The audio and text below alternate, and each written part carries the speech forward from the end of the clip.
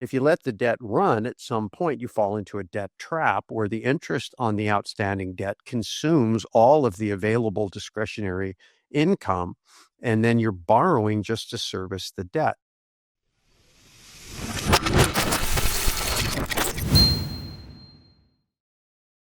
Welcome, everybody. This is Buck Joffrey with the Wealth Formula Podcast, coming to you from Montecito, California.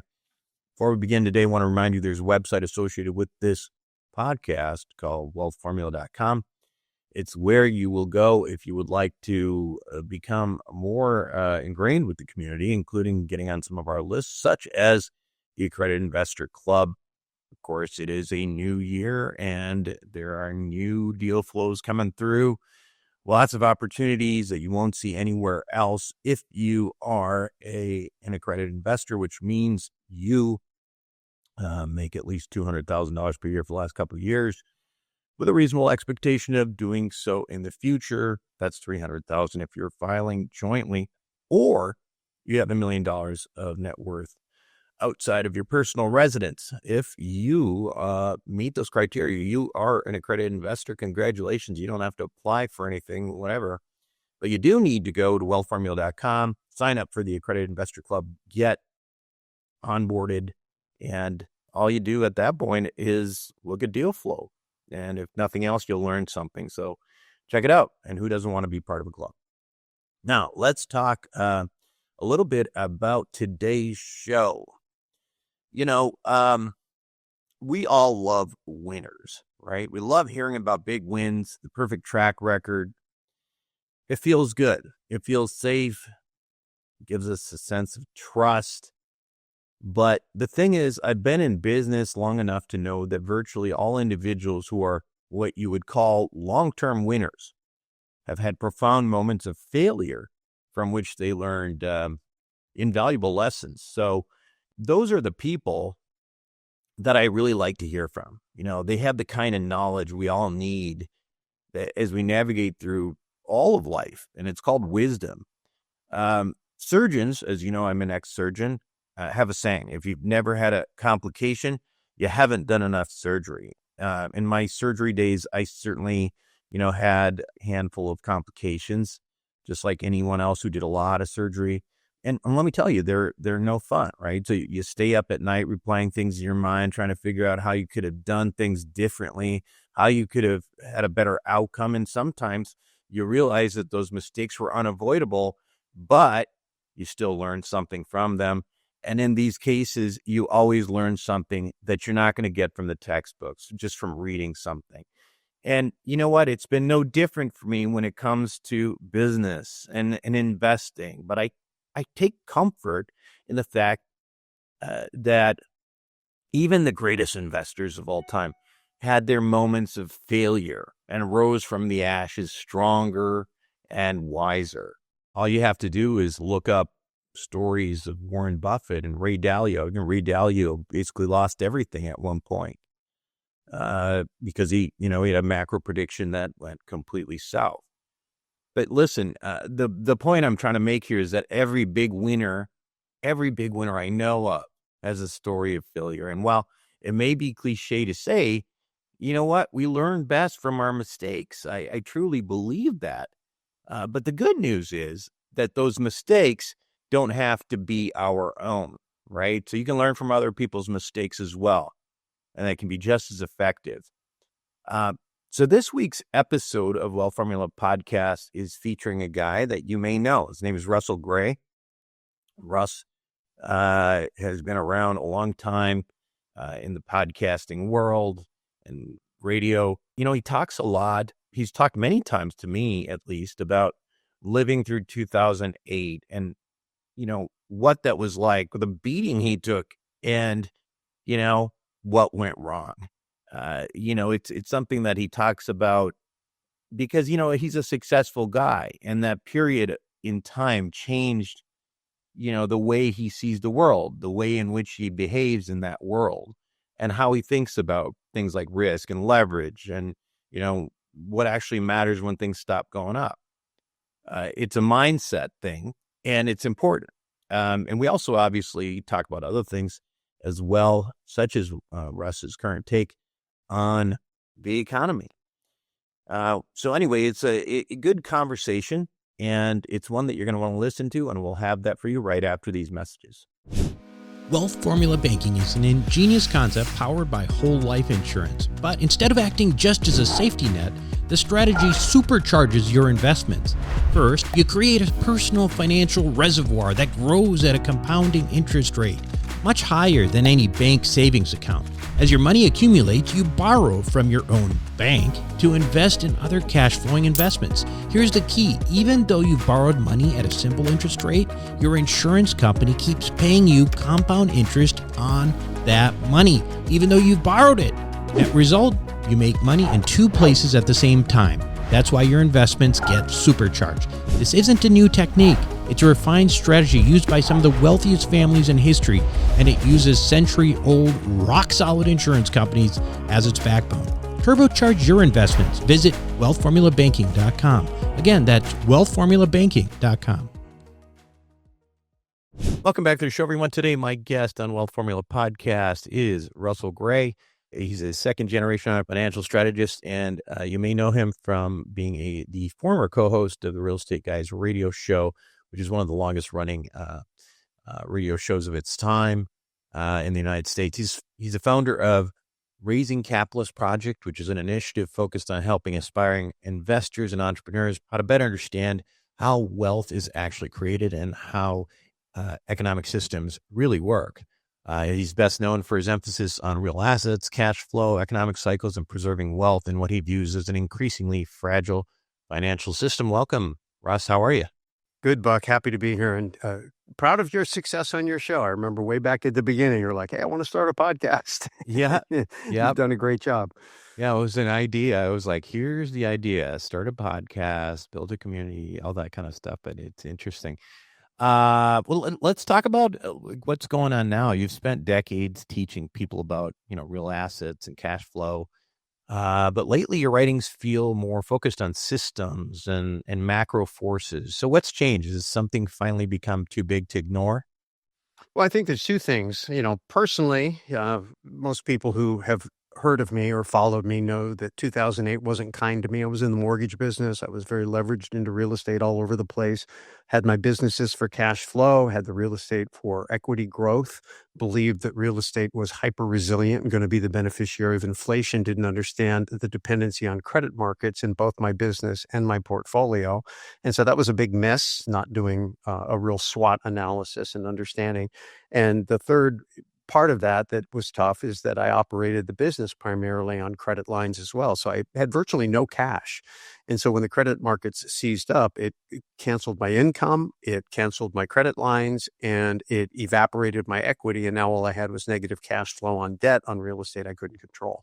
And so I looked at that and I said to myself, I'm a pretty smart guy. I pride myself on paying attention. So obviously I'm not paying attention to the right thing. So I became obsessed with the macro picture and the financial system, which, to me, it's the macro economy is what's going on with geopolitics and the energy and, even policy that affects how well money can flow through the system, both monetary policy from the Federal Reserve and fiscal policy from the government. Now today in the Trump administration, trade policy. And so I began to pay attention to all those things, but from the standpoint of not how it was going to affect the stock market, but how it was going to affect the bond market and interest rates and the availability of credit, and how it was going to affect Main Street directly, and specifically now in terms of jobs and job creation and real wages. And so when I started really looking at all that, I realized that there were some things happening that were going to be really good. And there were also some things that we needed to pay attention to. And these things move very slowly. So in 2010, I saw that coming out of the financial crisis, the Chinese were very upset with the United States about how much the Fed balance sheet was expanding. And they were concerned about their very large investment in US dollar denominated bonds. And so they began creating bilateral trade agreements with Russia and many other countries to where they could begin this large process of de-dollarizing. Well, that was the first time I'd seen that movie. because it was the same thing that the Europeans did after they saw the Nixon default, right? They began working on the euro, which took them from 71, 72 when they started, maybe 74 when they started, but it took them till 99 to get it done. But once they got it in place over time, the euro has taken over 20% of global trade. That's market share from the US dollar. And so I saw this BRICS thing beginning to form. And then I saw the other thing on the macro that I thought was going to be really good was in the Jobs Act, something you've benefited from as a syndicator. I wrote that report, New Law Breaks Wall Street Monopoly. And so even though I can't tell you I was a big fan of Barack Obama, but he signed that legislation. That happened on his watch. And I think it was fantastic because now it allowed Main Street syndicators, Main Street capital raisers to advertise for accredited investors and begin to really level that playing field and open up Main Street to invest directly in Main Street. And so I met you in the syndication program that we put together with the real estate guys to coach real estate investors on how to become capital raisers to capitalize on that trend. So that's, kind of how I kind of became doing what I'm doing. And then when I decided just about 20 months ago to depart the real estate guys, I wanted to take some of the things that I originally set out to do when I first met Robert Helms way back in the day. And, as relationships go, he has his interest in the things that he wants to do. And I had my interest in things I came to do. And for a long time, we were aligned well enough to continue to work together. But it got to a point where for me, I wanted to go off in a different direction. And part of that was driven by the death of my late wife. You had me on the show right after that happened to me. And I was going through this, like, who am I? Why am I here? What am I supposed to do next? What do I really want to get done before I die? And so all of those things kind of inform my personal decisions to make a switch. And then, of course, what's going on in the macro, what I saw with Trump 1.0, what I saw in the Biden administration and those policies, and then what I thought would happen in Trump 2.0. And I did a presentation on this at the Best Ever conference in March of 2025, right after he'd been inaugurated. And so that's kind of has me where I feel like there's some real opportunity coming. There's also some things we need to be aware of on Main Street. Yeah, so you're bullish on Main Street in general, but you've been pretty cautious about the broader financial system. So what are the things that you're worried about? Well, I think if you understand the way the financial system works, it has a shelf life. And that it's because it's a system that depends upon ever increasing debt. People say, I want to pay the debt off, but if they really understood the system, at least the way I think I understand it, and I'm not alone in this, so it's not something I just figured out on my own, but I don't want to sit here and pretend like I'm the world's foremost expert. But the way I understand the way the system works is that it requires ever increasing debt. And if we were to pay the debt off, it would collapse the system. So I think you waste a lot of time and energy from a policy perspective trying to argue about doing that. And I think that's why it's never, ever, no matter what administration, what politician, what mix of Congress, what pressure there is everywhere globally, the system, the central banking system, the way it works globally is designed to create ever increasing debt. So the flip side of that then is to let the debt run. And if you let the debt run, at some point you fall into a debt trap where the interest on the outstanding debt consumes all of the available discretionary income, and then you're borrowing just to service the debt. Yeah, that's about $1 trillion right now, by the way, which is about the defense budget. Well, and I think that the bigger thing is when you look at the interest on the debt and mandatory spending, there's virtually no room left after that. So if you've got the mandatory spending and you've got debt service, you have very little room. So it's not feasible either for two reasons. One is there's just not enough discretionary room to be able to cut expenses enough to ever manage the debt. Number two, as I previously mentioned, if we were ever to effectively try to pay down the debt in any appreciable way, it would crash the system. So the way I look at it is it's got to be replaced. There's going to be a great reset. I think the World Economic Forum was trying to set that up for the world, and they had an agenda I'm not particularly fond of. There's been talk about creating a central bank digital currency, which I think is what the Federal Reserve and what I'll call the wizards or the powers that be would prefer. But I think if you care about privacy and individual sovereignty and just personal freedom, I have a lot of concerns about a central bank digital currency. I think the popularity of Bitcoin, if it was, and who knows what the true origins were, but let's just take it at face value. I think a lot of the people, at least that were the early adopters before it had the big price run up, was just a way to escape the system before it failed. And so you've got that. And then you've got, again, as I mentioned, the BRICS and this global effort to de-dollarize, which was, I think, really kicked off after the great financial crisis and the massive expansion of the Fed's balance sheet. And then I think picked up a little steam when we froze Russian assets and people began to see that the U.S. might use the dollar and the dollar system for political instead of being neutral. And I think that picked up some steam. And so there's both a geopolitical drive to come up with a new system. There is, I think we're at the end of a shelf life that some type of a new system is going to have to be created. And then you look at what Donald Trump is doing and what he's espousing. Let's get rid of income taxes. Let's get back to pulling in revenue from tariffs the way the country was originally founded. He's talked about eliminating the IRS and going with an ERS, an External Revenue Service. There's people that think that he might be wanting to try to get back on some form of sound money, coming out of, hey, let's audit the Fed. Let's audit the gold. Let's audit the gold. And so, you never know what's really going to happen. But I think what we have to pay attention to are the signs that the system is beginning to break down. And one of those signs that I pay a lot of attention to is monetary metals, gold and silver. And I make a distinction between precious metals, which would also include platinum and palladium. And of course, there's strategic metals, but I just focus on monetary metals, which would be gold and silver. And gold and silver, we're telling you that people would prefer to be the safe haven asset is no longer U.S. Treasuries, but gold. And central banks have been driving a lot of it. This isn't the retail market driving it yet. It's really central banks have been accumulating. And so those are the ultimate insiders when it comes to currency. And if the insiders in the currency markets are repositioning into gold, I'd call that a clue.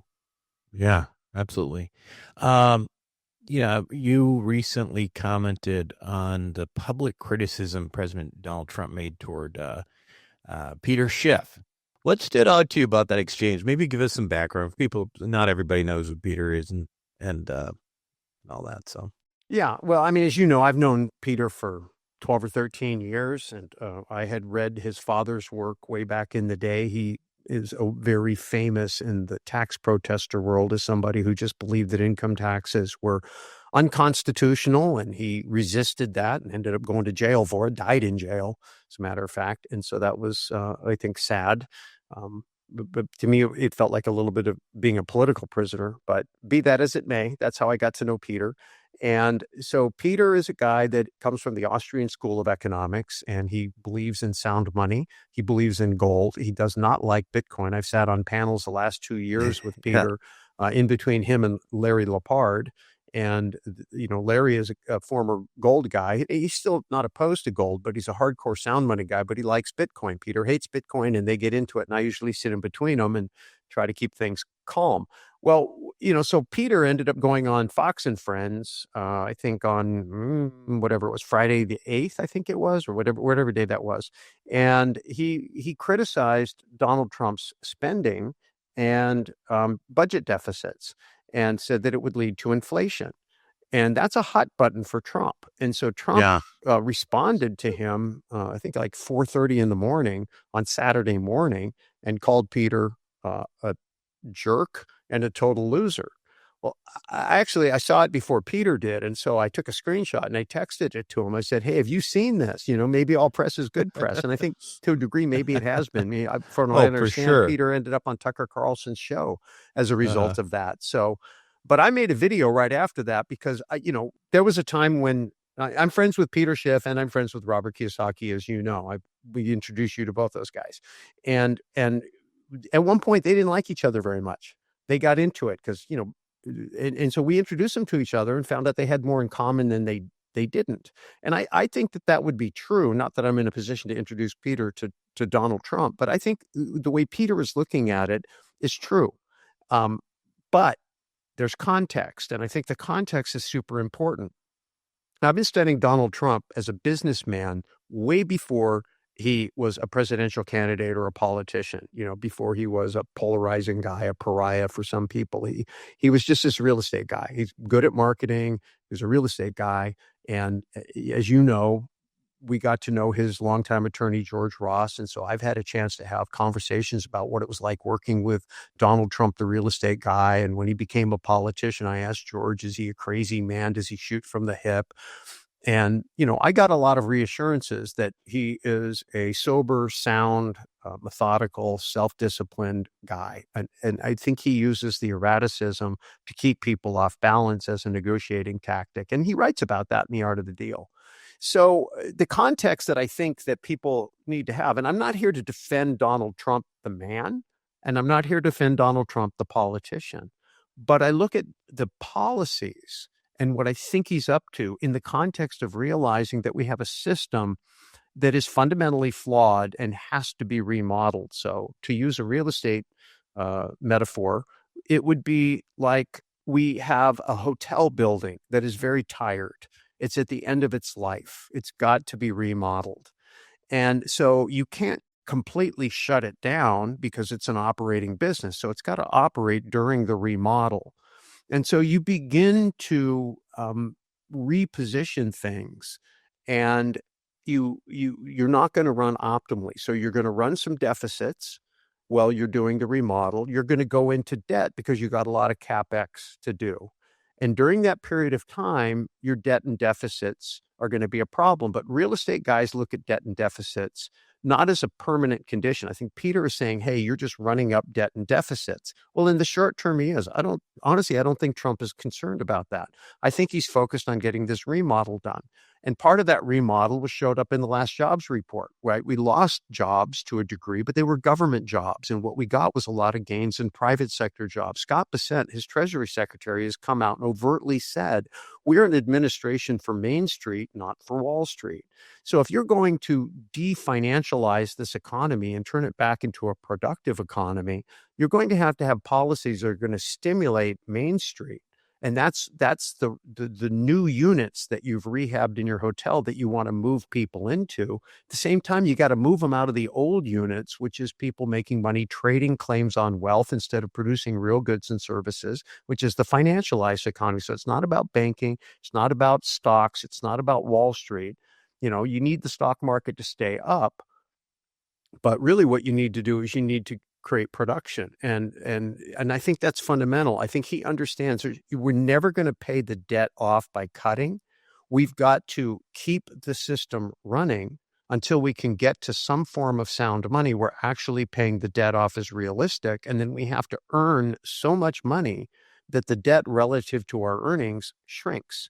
So it's not paying down the debt, it's paying down the percentage of GDP by growing GDP. And the presentation I did at Best Ever in March of 2025 was me explaining why I thought his policies were going to allow him to increase velocity and increase wages by cutting taxes, interest, regulation, transportation costs. And again, that was 6 weeks into his administration. That was theory. I'm going to do a follow-up in March of this year to say, okay, looking back when I gave the speech a year ago, what's transpired? But I can already tell you a lot of the stuff that I thought he would do, he's done. And I think that's muting some of the inflation that his spending and deficits, to Peter's point, are causing. And that's why when this last CPI report came out, it wasn't as ugly as everybody thought it would be. And this is when you look at it in the mono, you just look at one thing. And Peter's very fixated on this quantity of money theory. Then the expectation is that you print a bunch of money, you run a bunch of deficits, you're going to get inflation, and it's just A equals B, or A leads to B. But there are other nuances, and I think Trump is looking at more like a real estate developer, which makes sense because that's his background. Yeah, absolutely. And then the other just point to make there is that there is probably now, inflation's a tricky thing, right? Like on the one hand, you don't want this riding up, but on the other hand, it actually helps with that debt. Right. Yeah, you're basically eroding the debt by letting inflation ride a little bit higher at the same time. And I think the Trump administration knows that it's a tricky thing to balance, but the goal is to, you know, get GDP pumping at, 4 or 5%. But it's got to be real production, Buck. Right. And that's the difference, right? The old way of dealing with the debt was inflation. Right. And I think people think that he is using the old formula, but I don't think he Well, is. I think it's definitely geared towards increasing real GDP. But I think in the process, they probably care less a little bit of inflation riding up a little bit in the meantime, because you're I still think going he to thinks have. he can mute it. I think he can Yeah. mute it with lower taxes, lower interest expense, lower energy costs. And the energy is the economy. I mean, from day one, that was the first policy. He's aggressively gone after lowering energy costs because that has a ripple through. It just affects every area of the economy. And then the regulations in the last cabinet meeting, it was reported, the way I understood it, that for every regulation his administration passes, they've eliminated 48. So it's actually, he's removing the friction. And I think the bigger thing is, and I was on a panel at Limitless this last summer, and Tarl Yarber, who was moderating the panel, asked the panelists what we were looking at that maybe other people weren't looking at, that is a signal about maybe the direction it was. I can't remember, this was a prediction panel. And what I said was trade policy, because everybody in finance spends all their time looking at the flow of money and trying to get in front of the flow of money. We're so used to the money coming from the Fed or coming from the Treasury. It's either going to come from monetary policy or fiscal policy. And that's what Peter's doing. He's looking at the Fed and he's looking at the Treasury. And so what I'm looking at is not just the tariff income, which is relatively minor, but I'm looking at the trade deals, and those are published at the White House. And there's a couple $1 trillion of money that's FDI, foreign direct investments, coming right into Main Street. And it's going to build infrastructure. It's going to build factories. It's good. And they tell you where it's going to be because they came back with the opportunity zones, which I thought they would do. It makes sense. It's the way he thinks. And then taking those opportunity zones, the governors can say where in their state they want that money to go. Well, people on Wall Street don't think geography because they operate in a commodity world that trades on global exchanges. But real estate people, like, geography matters a lot. So if I'm a Main Street person, I live on Main Street and I'm looking for Main Street opportunities, I want to look where that money is going to be flowing in geographically. And then there may be opportunities in real estate or small businesses in those economies, and you can see it coming, but nobody talks about it. So I created Main Street Capitalist as a show to begin to talk about it. I still do the Investor Mentoring Club, which is, a premium thing where we get together every month and we talk about these things. And the point is that if you understand, I think, what he's doing, then you can begin to paddle into position. And I think, again, I am really bullish. If he loses inflation, if he loses to inflation, he's cooked. And he knows it. I think that even the suggestion that Peter made that he was losing to inflation is what flared him up. And so I wasn't trying to necessarily defend Peter, and I wasn't trying to defend Trump. I was just trying to reconcile that it is possible that both guys could be right at the same time from their perspective. And so I had one guy take exception because he felt like I was defending Trump. But for the most part, I got positive feedback on the video. You saw it, so you tell me, did it make sense? Yeah, absolutely. So when you look at today's environment, everything going on, where do you think investors are most vulnerable? I think that if you are very dependent upon healthy credit markets, we could have a disruption. And that's what happened to me. If Trump loses the inflation battle, even for a little while, it'll be reflected in interest rates.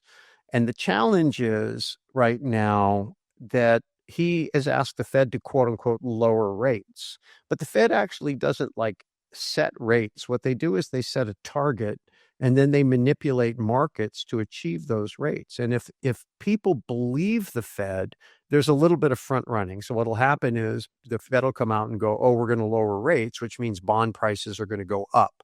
So they're like, that's great. Let's go buy a bunch of bonds, which drives rates down. So the Fed, just by talking, begins to move the market. And then they hope that later on, the Fed will buy those bonds from them at a profit to push rates down. Does that make sense?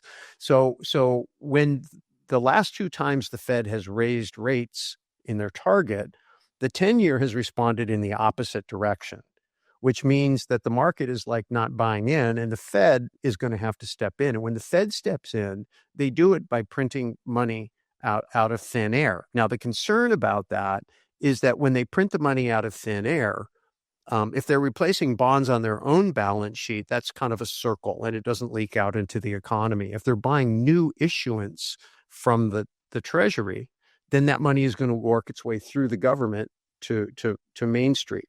Now, the Trump administration can prevent some of that by keeping the money in the Treasury. For example, Trump 1.0 left the Biden administration with, I think, over $1 trillion in the Treasury checking account.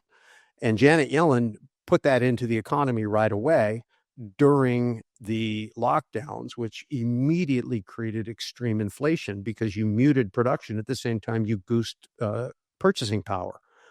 So anybody with like 3 ounces of economic understanding could have told you that inflation was going to come. It was going to come hard. It was going to come fast, and it was going to be stickier than you thought. Because once you let that money out in the economy, it's out. It's out. And the only way to mute it is either to suck it back, which is very, very difficult, or to outproduce it. And it's very hard to produce anything when everything's in lockdown.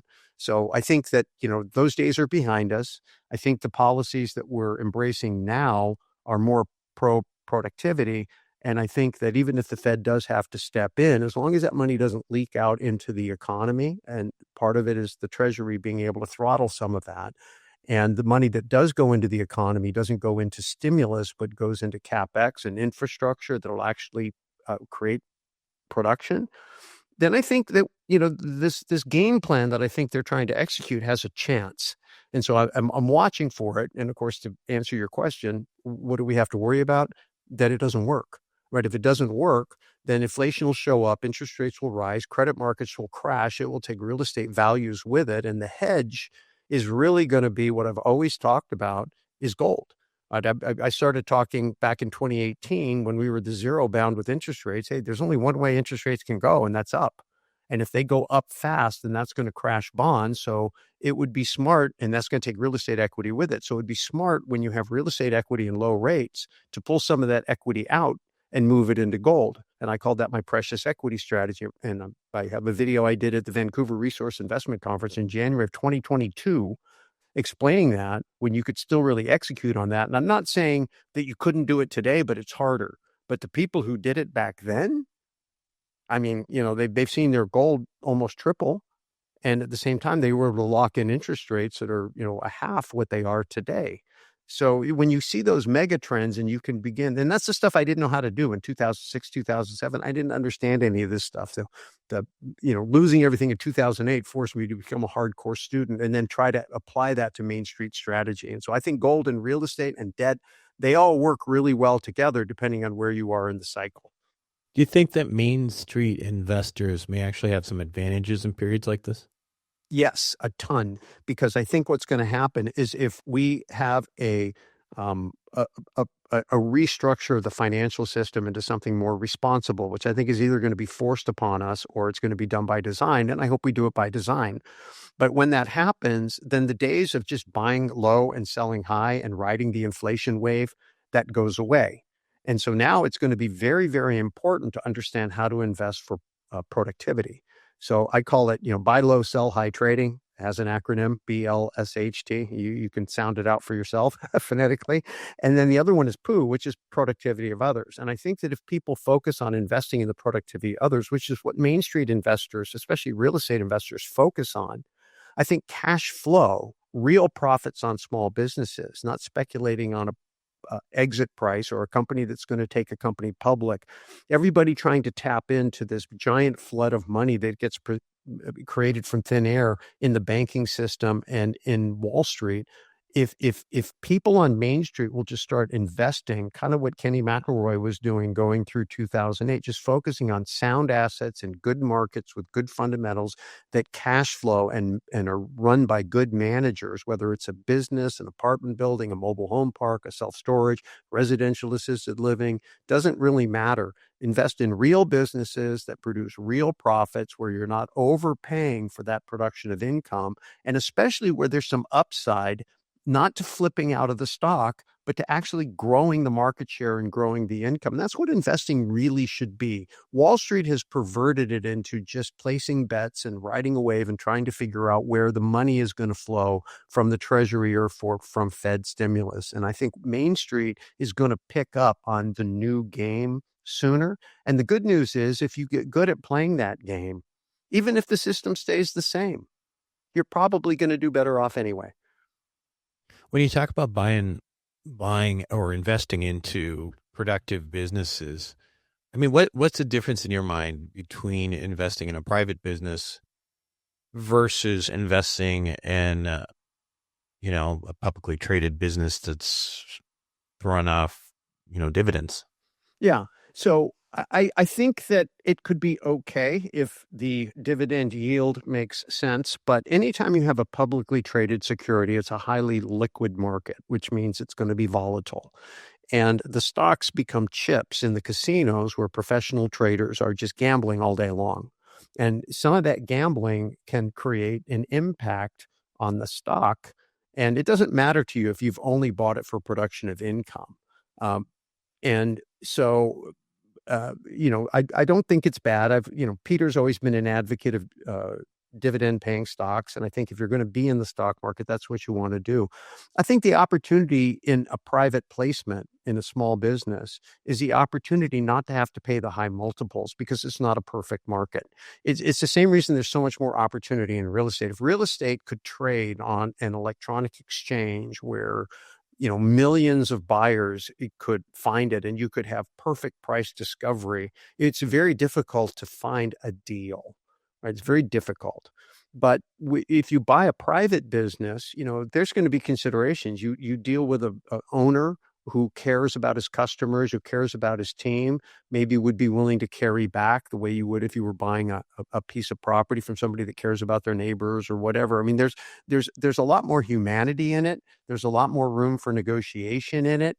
And a lot of times there's a lot more room to have control. So, one of the adages with real estate that real estate investors like is, I'm going to buy an asset, one, that I understand, two, that I can control. And so when you buy a stock, like a dividend paying stock, you might understand the business. You may not understand completely the market dynamics that drive the stock price, but as long as the dividends are there, that can be okay, but you don't have any control.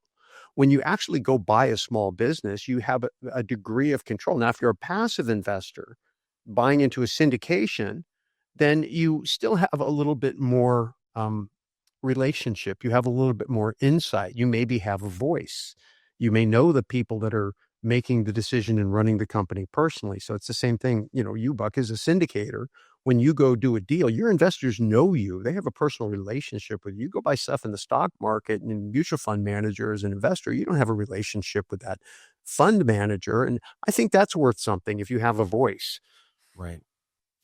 So we're talking a little bit about credit markets, volatility, interest rates. Are they going to go down like Donald Trump would like to see? And, we've got a new Fed chair coming, all that kind of thing. How should investors be thinking about leverage and risk right now? I think the adage with real estate, with leverage is always the same, is, manage cash flow. If you use leverage to speculate, that could be a real problem. And whether you do it for real estate like I did by having very thin or negative cash flow and making that up someplace else and believing that somehow, rents or appreciation are going to do it, or buying a non-income producing asset with borrowed funds, hoping it's going to go higher, I think that would be dangerous. But I think if you fundamentally use debt as a tool based on cash flows, and you use conservative cash flows, so the debt service coverage ratio, if you have $10,000 a month going out in debt service, make sure you have at least, $12,000 a month coming in on income or above. Then that's how you begin to build resiliency into your portfolio. And the other thing is, don't borrow long to invest short, right? So your duration matters a lot. We were talking about this before we hit the record button. And I think what happens is people make a mistake when they try to operate like a bank, because banks lend short and invest long. And the only reason they get away with it is because they have the Federal Reserve bank system backstopping them. But you don't have that as an individual. So you better to do the opposite. If you can match the durations, that's perfect, right? Because then you know what your interest expense is for the duration of the investment. And once you lock in the spread, then you just have the counterparty risk of the whoever is responsible for creating that income stream that's going to service the debt you use to control the asset. And then it just comes down to underwriting and then recourse. And if you feel comfortable with the underwriting and you feel comfortable with the recourse and you've got spread and you've locked in a duration that is compatible, then that can be a fairly safe way to use debt. And if interest rates work against you, then you're okay. And if interest rates work for you, you might be able to refinance your debt and actually increase your spread, but you don't need it to happen to be successful.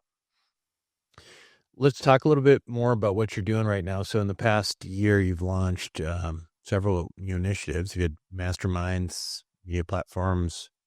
Tell us a little bit about this and a little bit more what you're trying to accomplish.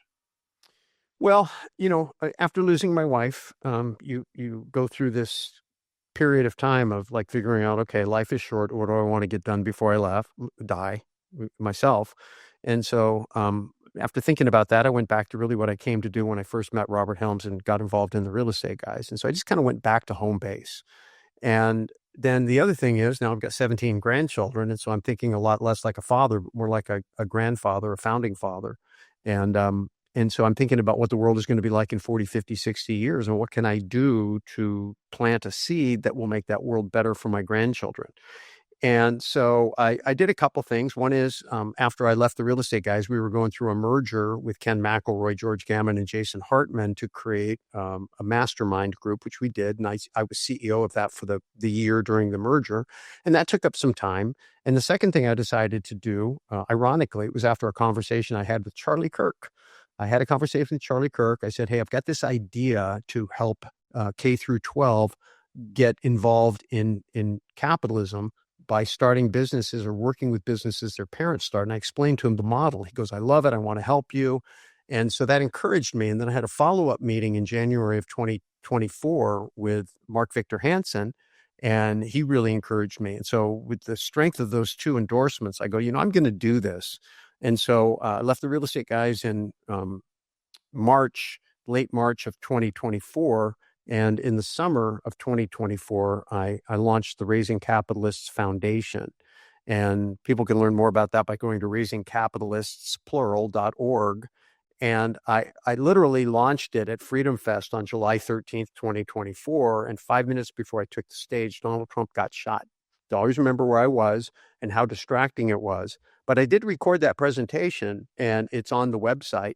And so it explains the model. But in short, it's pairing or it's putting parents who are in what Kiyosaki and Rich Dad would call the E-class employees, and put them under a mentorship program with experienced entrepreneurs and investors to help them start a business, a side hustle. They need the money and they need a mentor.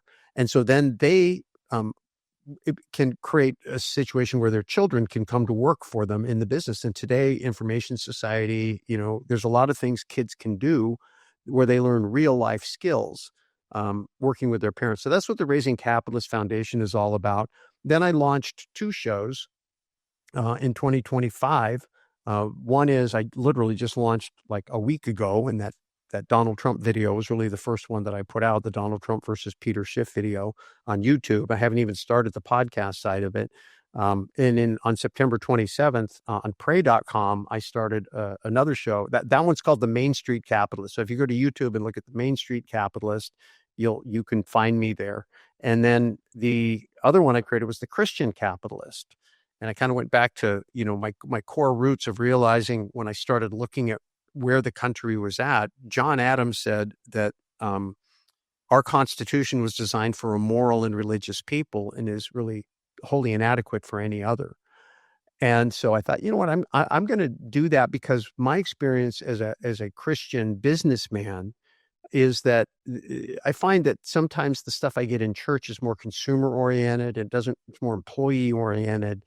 And I don't, and then the other part of that is I created a ministry called Fellowship of Christian Capitalists, which is really about helping people put purpose into their business and then, express their faith, love your neighbor through their business.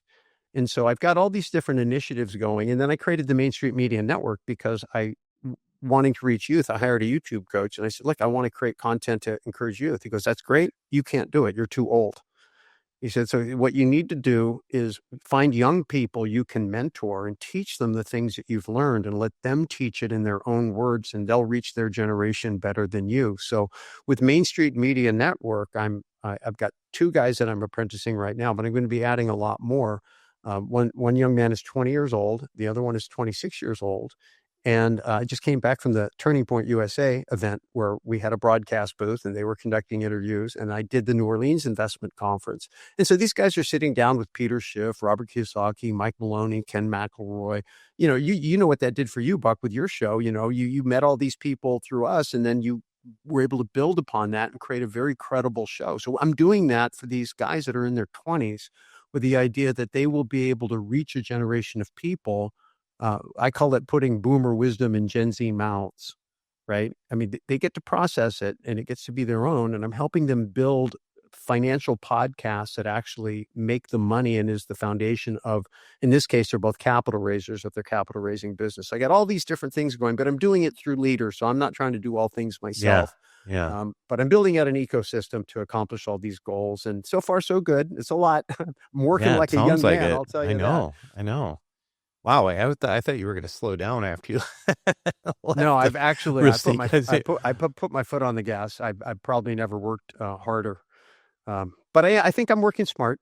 So I'm hiring coaches and I'm bringing in leaders and going through all that EOS and organizing to scale stuff. Sounds good. Well, always a pleasure, Russ. Make sure not to be a stranger to have you on again, in a few months and figure out where you're going with all this stuff and all the new things that you've accomplished, but it's great to see you. Well, happy to be here. Proud of you. Keep up the good work and keep educating people. Thank you. You make a lot of money, but are still worried about retirement. Maybe you didn't start earning until your 30s, and now you're trying to catch up. Meanwhile, you've got a mortgage, private school to pay for, and you feel like you're getting further and further behind. Now, good news, if you need to catch up on retirement, check out a program put out by some of the oldest and most prestigious life insurance companies in the world. It's called Wealth Accelerator, and it can help you amplify your returns quickly, protect your money from creditors, and provide financial protection to your family if something happens to you. The concepts here are used by some of the wealthiest families in the world, and there's no reason why they can't be used by you. Check it out for yourself by going to wealthformulabanking.com. Welcome back to the show, everyone. Hope you enjoyed it. As always, Russ is he's got a lot of wisdom. He's the guy you really want to listen to, and I would encourage you to follow his work. Anyway, just pivoting back, to where this economy is and all that. I think for me personally, it's about allocating capital in a market that is certainly losing value in its dollars. And I think that we're going to continue to see that. Speaking of that, make sure, if you haven't, as I mentioned before, sign up for the Accredited Investor Club. Go to wealthformula.com, go to Investor Club, as we have plenty of those types of things that are hedging against inflation, saving taxes in terms of tax mitigation strategies, that kind of thing. Check it out. That's it for me this week on Wealth Formula Podcast. This is Buck Joffrey signing off. If you want to learn more, you can now get free access to our in-depth personal finance course featuring industry leaders like Tom Millwright and Ken McElroy. Visit wealthformularoadmap.com.